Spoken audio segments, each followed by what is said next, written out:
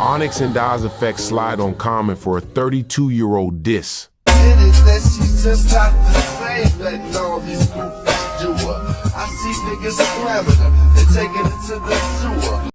Lil Fredro, the 24-year-old son of Onyx frontman, Fredro Starr, had grown up in the shadow of platinum plaques and war stories. Not fairy tales, war stories, stories about grimy tour buses that smelled like weed and Hennessy, about mosh pits turning into riots, about security guards getting folded like lawn chairs when Onyx hit the stage screaming. His dad told those stories like bedtime lullabies. To Lil Fredro, hip-hop wasn't just music, it was bloodline. So when people online started calling old rap legends washed, he took it personal.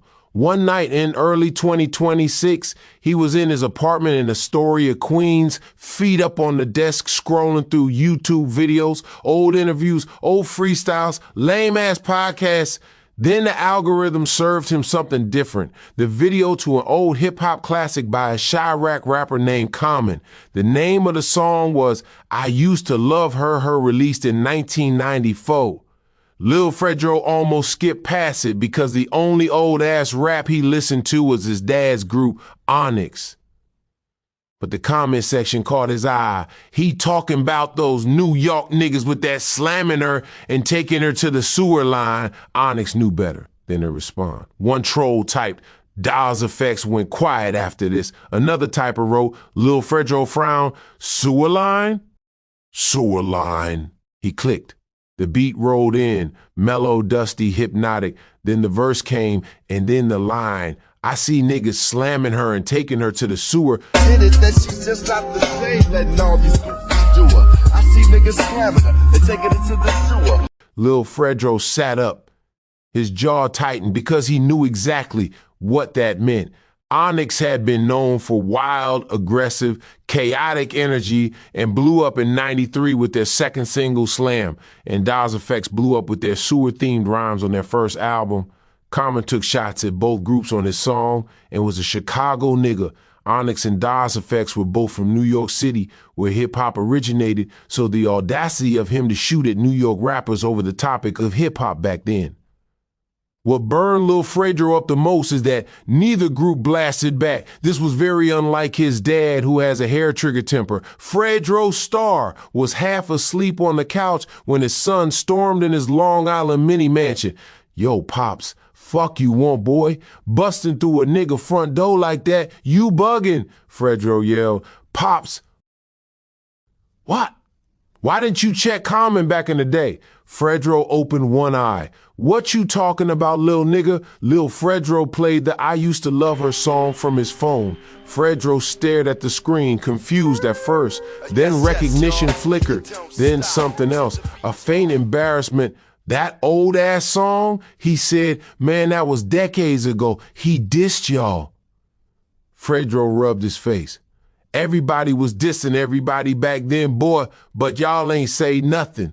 Silence. Lil Fredro's voice sharpened. They online in the chat saying Onyx and Das Efx was scared. Fredro sat up. Who's scared? I'm just saying what they saying, Pops. The room went cold. Fredro looked away toward the dark TV screen, toward a reflection of himself older than he remembered feeling. Finally, he muttered, man, back then we was high all the time, touring, fighting promoters, fighting security, fighting each other. You think we was analyzing some Chicago niggas' lyrics? Lil Fredro shook his head. Dad, that song peaked at number 31 on the Billboard chart, so I know y'all heard it back then. Fredro didn't answer, but the thought had already rooted itself. A few hours later at 1:47 a.m., Fredro dialed his groupmate, Sticky Finger's number. Sticky answered on the fourth ring, voice slurred from guzzling a bottle of Don Julio an hour ago. Yo, son, that nigga Common dissed us. Sticky blinked. What? Back in '94, that line about him seeing niggas slamming her? Long pause. Then Sticky started laughing, then stopped. Hold up, he said slowly. You serious? Dead ass? Sticky's tone changed. Why we ain't handle that then? Fredro stared at the wall. I don't know. Another silence. Then Sticky said something that shifted the night forever. Maybe it ain't too late. Tracking down Das Efx took 2 days. Dre lived overseas now and wanted no part of any old drama. But Scoob? Scoob was still in Brooklyn, still loud, still proud. When Fredro explained, Scoob laughed at first. Y'all calling me over a 30-year-old bar? 32, Sticky corrected. Another laugh. Then Scoob stopped. Wait, he really meant us? Yeah, son, he said he seen niggas slamming her and taking her to the sewer. That's y'all niggas and us, yo. Scoob exhaled slowly. That's crazy. All right. If something go down, I'm in. In June 2026, Summer Jam was returning to Newark, New Jersey. Headliners stacked, old school and new school blended, and buried in the lineup Common. When Fredro saw the flyer, he didn't smile. He just forwarded it to Sticky and Scoob. 3 words, there it is. Prudential Center smelled like cologne, sweat, weed, and nostalgia. Veteran artists walked the halls like retired generals revisiting battlefields. Common stood near catering, calm, gracious, talking to younger rappers who looked at him like a professor. He never saw them approach. Fredro first, Sticky behind him, Scoob closing the gap. Common turned just in time to say, "Peace, my brothers." The first punch landed like a gunshot, then chaos exploded. Security scrambled too late. 32 years of a delayed response condensed into seconds of violence. When it was over, Common lay on the floor, barely conscious and bleeding, 3 ribs screaming from being broken, jaw hanging wrong with the bottom of Sticky fingers, size 11 Timberland boot prints embedded in his facial skin. Sirens cut through the arena. Summer Jam temporarily stopped. Hip-hop stopped. Neither of the 3 hip-hop vets ran. Fredro just stood there, breathing hard, staring down like he couldn't believe what he'd done. Sticky wiped blood from his lip. Scoob muttered, "Damn." Police swarmed. Cuffs clicked. Camera flashbulbs popped, and just like that, 3 OGs were being dragged out like new YN rappers who threw their careers away in a nightclub fight. Common woke up 2 days later wired to machines, jaw wired shut, ribs wrapped, pain radiating like electricity. A detective stood by the window. "Do you know who attacked you?" Common closed his eyes. Of course he knew who attacked him. Why you staring at my booty like that? Since you want to act all thirsty, you need to hit that like and subscribe button for this video. You keep staring at my booty and I'ma tell my man GK and he ain't gonna let you watch his stories no mo. He still bumped "Throw Your Guns in the Air and They Want Effects" as if the songs just dropped a month ago. Like a true Chirac OG, he wrote these words down on the small notepad the chubby middle-aged detective handed him. "I don't know who did it, officer." In the days to come, young fans watched the drama like it was on Netflix. Older fans just shook their heads in disappointment as to how 3 old-ass niggas in their 50s could commit acts expected of 20-year-olds.